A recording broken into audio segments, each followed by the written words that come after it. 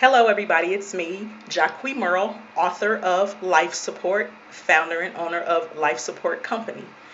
So, this week's video, I just want to talk a little bit about what I see going on in my city, Indianapolis, Indiana, and the surrounding cities and states, actually across the world. Also, what I see all over Facebook. So, it is very disturbing to me that we get so angry and we need to pray about this and rally about that when we see young children robbing places or doing drive-by shootings and killing one another. We keep saying it's getting worse, stop the violence. We want to rally and pray and sing and everything else, and that's okay. But once the rallying is over, once the praying is over, what are we going to do? What are we going to do? Because that's not enough. And what really saddens me is a lot of people and a lot of organizations in our cities have lost respect because they refuse to do nothing. They refuse to do anything. So like our churches, for instance, church has become so commercialized. It has become more of a business rather than a place of healing, deliverance, counsel. I'm just gonna keep it real with y'all because my heart is really hurt this morning. A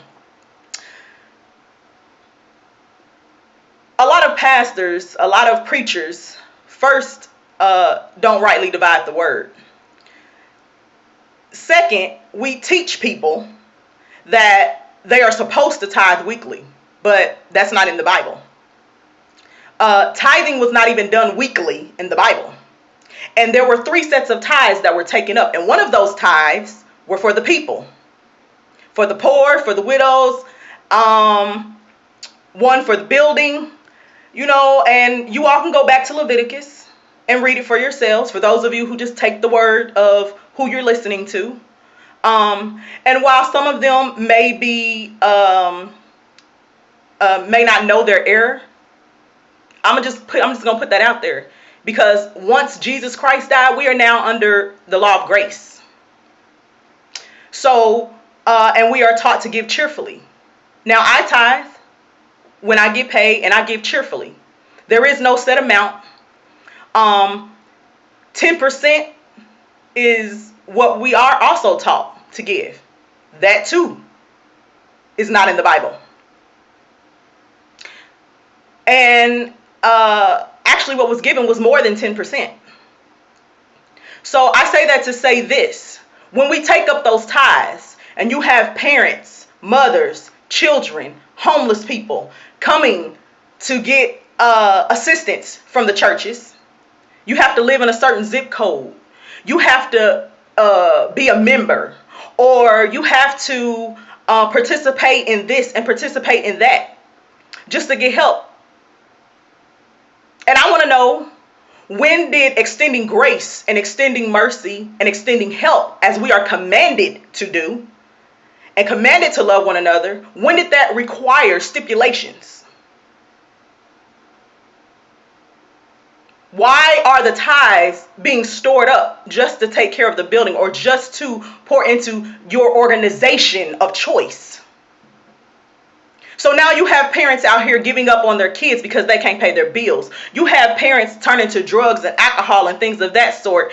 And the children dropping out of school, doing drive-by, selling drugs because they feel like they need to take care of home. You got parents that are so deeply hurt, have things that are so deeply rooted emotionally, mentally, spiritually, that it enables them to be an effective parent. It's okay to provide government assistance. It's okay to provide clothing. It's okay to do revivals and things of that sort, and all these other organizations that provide safety from domestic violence relationships and things of that sort. But none of that matters if we don't get to the root of the problem. Recreational activities for the children are awesome. It's a good way to release anger, frustration. But guess what? It doesn't kill the root of that anger. So that's what life support is out here doing. So I want to encourage you all. And for all of those who are saying, I'm tired of this, stop the violence, we need to pray about this, that's okay. But what are you actually doing to help the situation? If you are not maybe contributing $1, $5 a month, a week to some organization that's out here getting their hands dirty, if you are not volunteering, pouring into, and then we only want to mentor, we only want to counsel, we only want to uplift those kids that are in organizations, mostly government organizations, for instance, like United Way, Big Brothers and Sisters, and things of that sort, which those programs are awesome. But we only want to focus on those that come to us. What about going out to the ones that's hanging on the street corner? We don't care about them, or we too scared to say something. They need the same amount of love, the same amount of attention. They need to feel cared for, just like all of these other children. But we forget about them.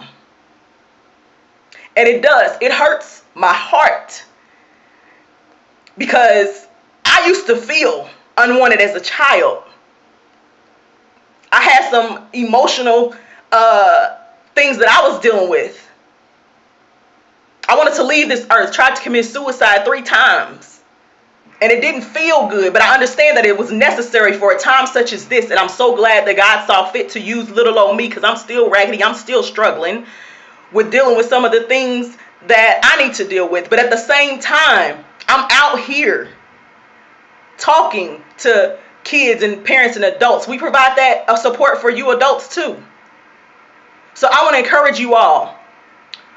If anybody knows a place where I can begin maybe holding at least 100 kids for a session once a week, life support session once a week, because all the Job Corps locations and here in the city and abroad, I started with my city and I branched out abroad into other states, are really being blessed, and it's helping. So if anybody knows where I can do that, anybody wants to contribute, anybody wants to volunteer, please let me know. Jacqui and Life Support is here for you all, here for you people. For those needing assistance, familial assistance, contact No Limits Ministry Incorporated, which is my nonprofit. You all please visit the website www.lifesupportmerrell.webs.com.